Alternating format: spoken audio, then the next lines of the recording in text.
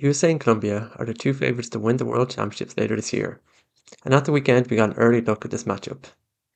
USA took a lead, but a late rally from Colombia saw them take the win in this game. I'm going to take a look at the late Colombia comeback and what it might tell us about who's favourite for the matchup later this year. We pick up the action with USA leading 11-8. It's a good pull from the US to the sideline and a slight misfield from the Colombian handlers. They still centred this comfortably. Big clears create a huge isolated space in the middle of the pitch for the offense to use.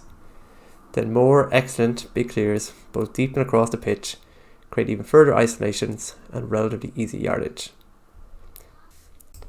Once their momentum has been stopped, Colombia just moves the disc back into the middle of the pitch before a foul stops play. After the foul stops play, the Colombia handler set takes over and it's Valeria Cardenas running the show. Anytime the Colombia offense looks to stagnate, it's Valeria who manages to work a few yards and get the disc moving forward again. USA defense are not on the same page on the switch, which allows Valeria to make a huge amount of yards. This is something we would expect to see cleaned up by Worlds. Really good heads up play by Groom to help out, but again USA aren't connected enough to cover the subsequent gaps, and it's a comfortable hold for Colombia. Colombia brick their next pull.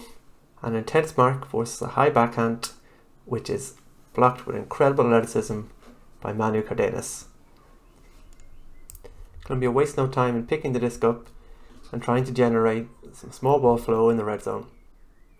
USA do well to contain it until a half switch opens up a channel for a big around forehand, which is caught incredibly in the back corner, unfortunately ruled OB eventually. It's an absolutely stunning catch, and while we're watching a few replays of this, we don't get to see the US pick the disc up and play offense. I think that's a good trade-off in this case, because this catch is absolutely outrageous. There's nothing I can say to add to how good this is, so I'm just going to let you watch the replays and appreciate it.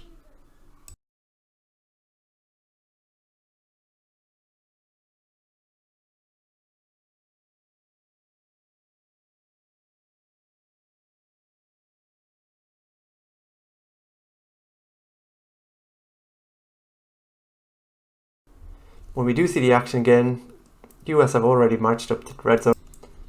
Unfortunately, after the high-flying excitement of the rest of this point, we get a large period of a slowdown now, as a number of calls that happen back to back really slow the play down to a grind, but the US handlers do a really good job staying patient, staying present, just accepting the calls, and eventually, even under a good deal of pressure on some of the resets, they managed to find a pass through to Mextroff for the hold. So 12-9 up, US have a nice big deep pull into the end zone, and this time they come out with a similar look to what the Colombians have been playing, in a forced middle with some sagging from the handler marks. And this does slow down the Colombian offense a lot more than what we saw in the previous point, with Colombia unable to find a big clean space in front of the disc that we saw.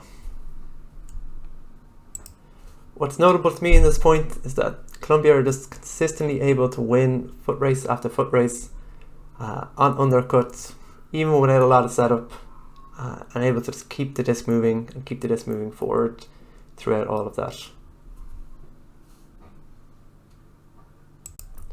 After another stoppage, Colombia get back to winning a lot of foot races and maintaining the disc at the back without really making significant forward progress.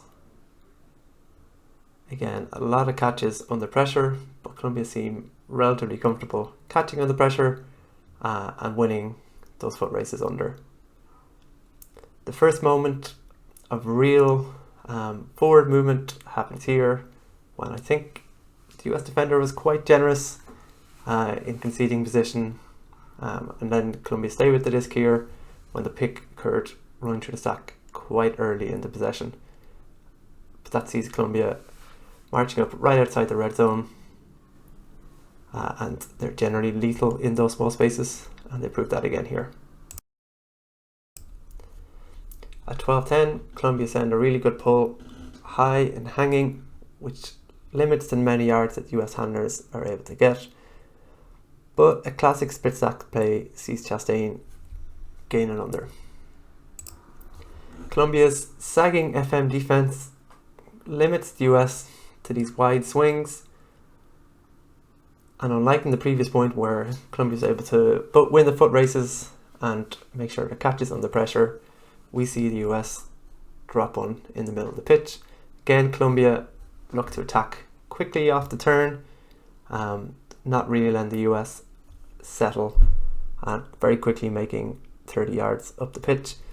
This time, the US defense does a much better job of containing and recovering their position and not allowing the Colombians to just win those short foot races right in front of the disc. Groom does a really good job here, similar to what we saw previously, looking to poach off, looking to cause a nuisance and force a turnover. She was close once, she was really close the second time, and I think if she leaves her feet for that one, she probably gets that. A huge break for Colombia late in the game.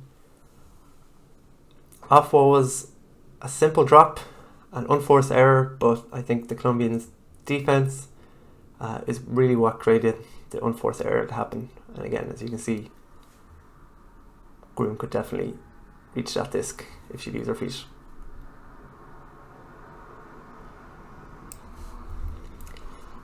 At 12-11 up, US let the Colombian defense apply a little more pressure than warranted here, with a little misfield off the pull.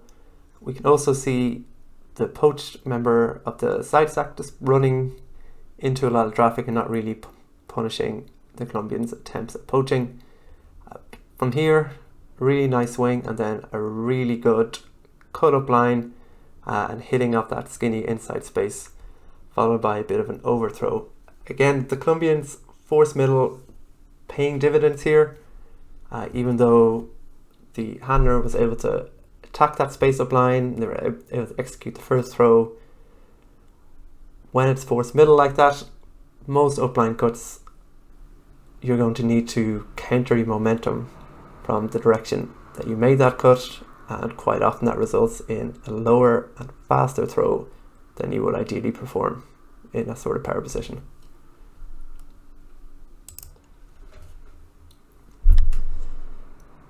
Colombia again get the disc moving quite quickly here.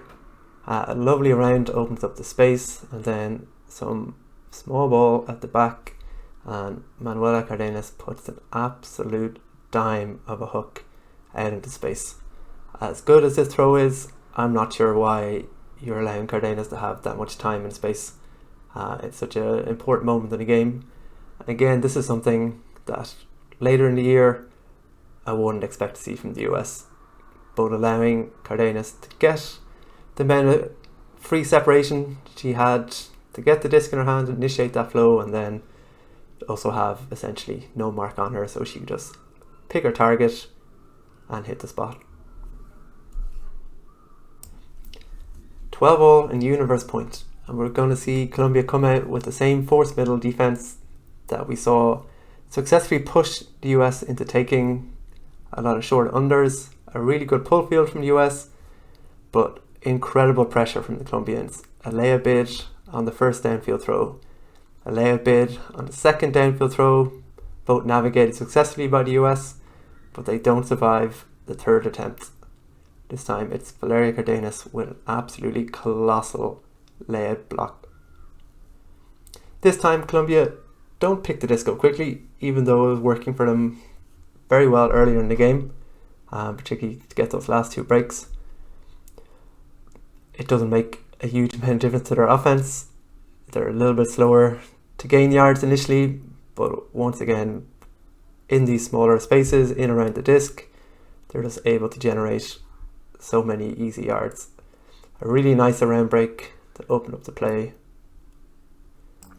To finish off the game, we see Colombia attack in a way that they attack consistently throughout the game, which is finding the arounds on these flat US marks, won around second round, and then Cardenas adds the third round for a score to finish off the game.